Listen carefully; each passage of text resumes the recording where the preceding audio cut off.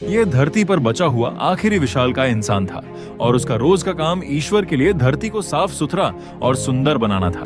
सबसे पहले वह अपना विशाल हथौड़ा उठाता और माउंट एवरेस्ट को सही आकार देने का काम शुरू करता। कई घंटों तक ध्यान से घिसाई और तराशी करने के बाद वह चोटी पर हजारों टन बर्फ जमा कर देता और देखते ही देखते दुनिया का सबसे ऊंचा पहाड़ पहले से भी ज्यादा शानदार बन जाता। इसके बाद वह दुनिया के सबसे बड़े जंगल अमेज़न रेन फॉरेस्ट की तरफ जाता। वह अपनी बड़ी सी मशीन निकालता और पेड़ों की टहनियों को काटकर उन्हें व्यवस्थित करने लगता। कुछ ही समय में अमेज़न पहले से भी ज्यादा साफ और खूबसूरत दिखाई देने लगता। यही उसका रोज का काम था। बिल्कुल किसी आम इंसान की नौकरी की तरह उसे भी हर सुबह जल्दी उठना पड़ता था। उसे नाश्ता करना होता और फिर धरती को बेहतर बनाने के लिए अपने काम पर निकलना पड़ता था।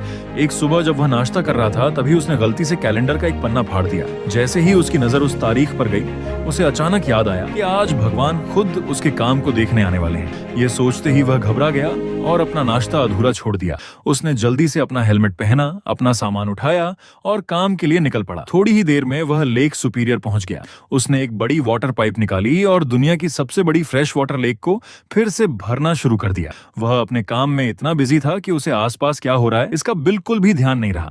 तभी वहां रहने वाली एक ट्राइब के लोगों की नजर उस पर पड़ गई। उन्होंने अपनी जिंदगी में पहले कभी इतना विशाल इंसान नहीं देखा था, इसलिए वे पूरी तरह हैरान रह गए। उसके इतने बड़े साइज को देखकर उन्हें लगा कि वह झील में पेशाब कर रहा है और यह देखकर वे गुस्से से भर गए। लेकिन उस विशाल इंसान ने मुस्कुराते हुए उन्हें समझाया कि वह गॉड के लिए काम करता है और धरती को साफ सुथरा और खूबसूरत बनाने के मिशन पर है। उसकी बात सुनते ही उन लोगों की सारी गलतफहमी दूर हो गई। आखिर में उन्होंने उसे माफ कर दिया और पूरे सम्मान के साथ